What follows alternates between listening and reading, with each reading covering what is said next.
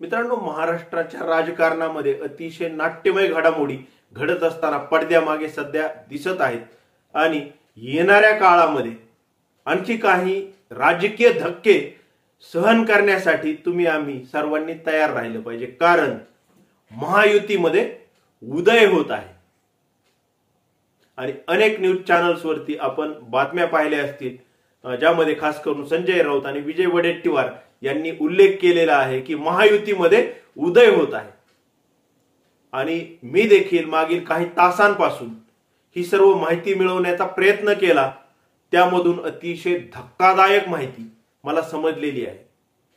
आणि मग नक्की काय घडत आहे तर शिंदे गटामध्ये फूट पडण्याची खूप दाट शक्यता आहे। आणि हे नक्की कोण करत आहे तर हे सर्व भाजप करत आहे। कारण भाजपकडे 132 इतके आमदार आहेत, शिंदेकडे 57 इतके आमदार आहेत आणि अजित पवारांकडे काहीतरी 45च्या आसपास आमदार आहेत। आणि मग एकनाथ शिंदे आणि अजित पवार यांचं खच्चीकरण करण्यासाठी, त्यांचं राजकीय महत्व संपवून टाकण्यासाठी हा उदय होऊ घातलेला आहे। मग हा उदय नक्की कसा होत आहे किंवा शिंदे गटात नक्की फूट कशी पडू शकत आहे तर मला समजलेल्या खात्रीशीर माहितीनुसार उदयकडे 20 आमदार हे आहेत आणि 3 खासदार आहेत। मग शिंदे गटाचं एकूण संख्याबळ जर बघितलं तर शिंदे गटाचे एकूण 57 इतके आमदार संख्या आहे। मग जर दुसऱ्या गटात 20 जण जाणार असतील तर शिंदेकडे फक्त 37 आमदार एवढेच उरतात। शिंदे गटाकडे एकूण 7 खासदार आहेत। मग दुसऱ्या गटामध्ये 3 खासदार जाणार असतील तर शिंदेकडे 4 एवढेच खासदार शिल्लक राहतात। आणि मग अशा परिस्थितीमध्ये जेव्हा भाजपला गरज पडेल तेव्हा या नवीन गटाची घोषणा होऊ शकते आणि तो गट मग वेगवेगळ्या यंत्रणा हाताशी धरून स्थिर स्थावर देखील केल्या जाऊ शकतो। 10th शेड्यूल पुन्हा एकदा धाब्यावर बसवलं जाऊ शकतं, जसं 2.5 वर्षापूर्वी शिवसेना फोडताना बसवलं होतं तसं। कारण 132 मध्ये 20 मिळवले की बहुमत होऊन जातं, काही अपक्ष आहेत आणखी। म्हणजे मग एकनाथ शिंदेची गरज आहे का तर अजिबात नाही। अजित पवारांची गरज भाजपला शिल्लक राहते का? अजिबात नाही। आणि मग ते जे 20 जण बाजूला जात आहेत तर याची पायाभरणी ही निवडणुकीच्या आधीच भाजपने रचलेली होती।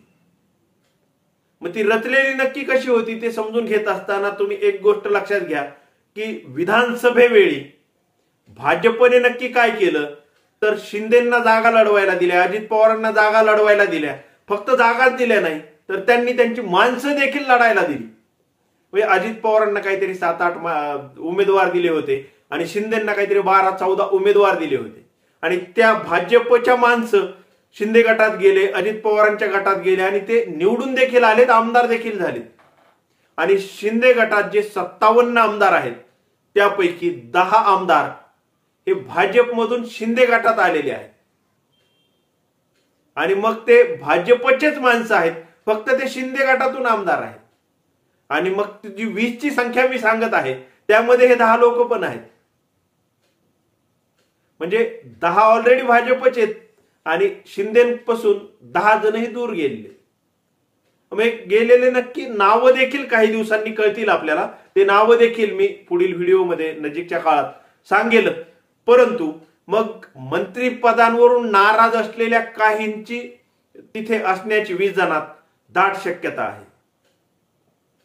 आणि मग हे सर्व भाजपने रचलेलं षडयंत्र आहे, भाजपने त्यांच्यासाठीची केलेली सोय आहे। भाजपने अजित पवार, एकनाथ शिंदे यांचं महत्व संपवण्यासाठी खेळलेली राजकीय खेळी आहे। आणि लवकरच महाराष्ट्राच्या राजकारणामध्ये उदय हा होऊ शकतो, याबाबत खात्रीलायक माहिती मला मागील काही तासांमध्ये समजलेली आहे। आपण वाट पाहूया की हा उदय नक्की कधी होतो। 20 ची संख्या ही स्थिर राहते का मग त्यामध्ये आणखी संख्या काही वाढते आणि भाजप येणाऱ्या काळामध्ये मग आता विरोधी पक्षांना कडे तर संपवण्याजोगं काही राहिलंच नाही. मग भाजपला आता संपवायचं कोणाला आहे, तर अजित पवारांच्या गटाला आणि एकनाथ शिंदेच्या गटाला. तर येणाऱ्या काळामध्ये भाजप या दोघांचं महत्व नक्की किती कमी करतो आणि अजित पवार आणि एकनाथ शिंदे यांचा गट हा महाराष्ट्राच्या राजकारणामधून नक्की कसा नेस्तनाबूत करतो यावर आपण लक्ष ठेवून राहू, व्हिडिओ देखील बनवत राहू. परंतु खात्रीलायक माहितीनुसार समजलेली माहिती अशी आहे की महाराष्ट्रामध्ये महायुतीत उदय हा होऊ शकतो. आपण वाट पाहूया. मित्रांनो, या उदयाविषयी तुम्हाला नक्की काय वाटते कमेंट करून नक्की सांगा. आजच्या पुरतं एवढं थांबतो. धन्यवाद.